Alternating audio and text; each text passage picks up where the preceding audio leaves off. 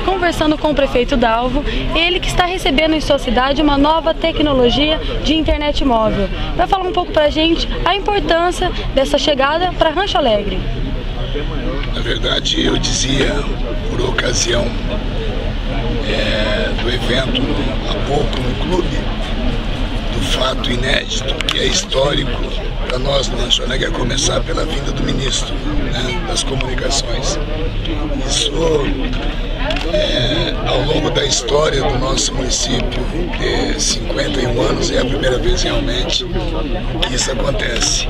E somando-se a isso, você recebe outras personalidades ilustres, como o presidente da Agência Nacional de Telecomunicações, bem como você recebe o presidente nacional da Telefônica Vivo, trazendo para a gente essa tecnologia avançada, né, que é a terceira geração da telefonia móvel, da internet móvel de alta velocidade. Isso para nós, sabendo do tamanho do nosso município, com aproximadamente 4 mil habitantes, mobilizar toda uma estrutura, um aparato desse no pequeno município, a gente percebe a importância realmente que é você estar ligado às ações do governo federal, porque realmente trabalha para desenvolver a nação num todo, independente da população de cada município.